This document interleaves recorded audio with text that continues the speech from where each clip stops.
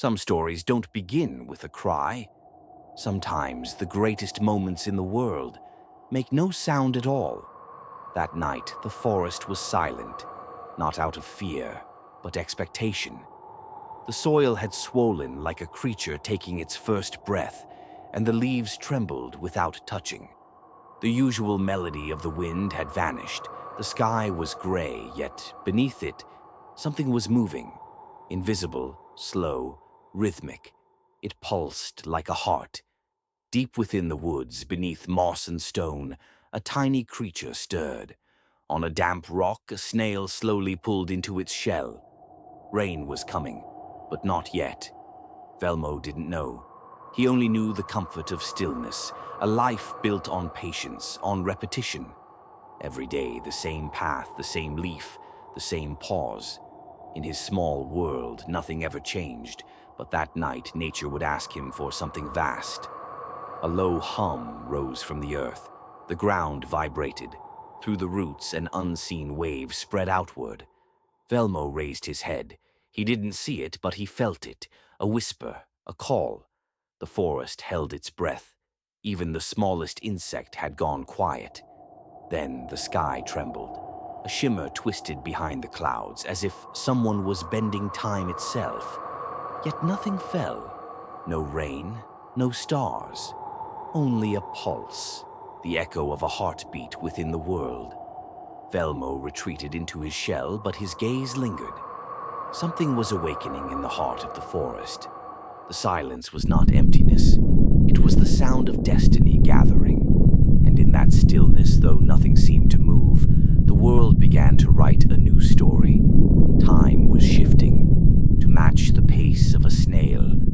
Because sometimes destiny waits for the slowest one to arrive. That night, the sky tore open. But it wasn't a wound of pain. It was birth. A ribbon of blue light curled between the clouds, first silent, then wide as breath. The wind turned. The trees leaned upward. Nature was waiting. The scent of soil deepened, and the air carried a metallic taste, as if time itself was stretching. Then the first drop fell, but it wasn't water. It was a drop of light, glowing, trembling, echoing the memories of 1,000 stars. Another followed, and another, until the sky was weeping, not tears of rain, but of time. Every drop carried a story, a memory, a forgotten heartbeat. They fell slowly, so slow that none ever seemed to reach the ground. It was as if the world had forgotten how to move. Yet all the drops turned toward one place, drawn by something unseen. On a small stone, a tiny creature hid within its spiral shell. Velmo. The earth beneath him trembled. Each drop that struck the leaves rang like a soft crystal note, a sound both beautiful and sad. The bark of the trees shimmered, the moss glowed, and a pale mist rose from the ground. Velmo stayed still, unaware of his place in this moment. But nature knew. It had been searching for this shape, this heart, for centuries. Time longed for something to carry it. And that night, it chose a snail. One drop was brighter than the rest.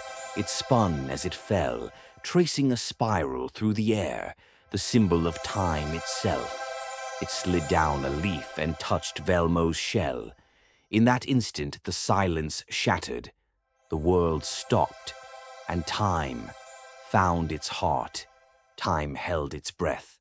The world went still. Leaves, rain, even the wind. Everything listened to a single heartbeat. The drop of light sank into Velmo's shell. It moved along the spiral, each line glowing with pale blue fire. As it traveled, the forest began to pulse with it. Roots stirred, stones cracked softly. Not destruction, awakening. Velmo lifted his head. His eyes shone for the first time. He heard the whisper inside the light. Time chooses silence. The other drops gathered, joining at the same point. The spiral on his shell turned, no longer decoration but a door. And that night, a tiny creature stood at the threshold of eternity. The light burst from his shell. The air around Velmo shimmered with energy. Slowness was no longer weakness. It was power. The shell cracked, but its fragments didn't fall. They floated, glowing, circling above his head until they reformed. A helmet of light. Velmo stood upright. For a being so small, so slow, it was impossible. The time no longer obeyed its own rules. Each step echoed through the forest, like the heartbeat of the world itself. The earth moved with him. Time flowed again, but now to Velmo's rhythm. The sky grew calm. The rain of light faded, but its glow lingered above the forest. Velmo walked quietly. Behind him, faint spiral marks glowed, the footprints of time. His shell was no longer shelter, but symbol, a reminder. That night, nature birthed a guardian, silent, patient, timeless. The wind whispered his name, Velmo, the guardian of time, the slowest one, and the first to arrive. Because sometimes the ones who move slowest carry the weight of eternity. The world fell silent. Every drop of light gathered above him, swirling in perfect harmony. The spiral on his shell began to spin, faster, brighter, alive. The ground trembled as the air turned electric. Velmo rose.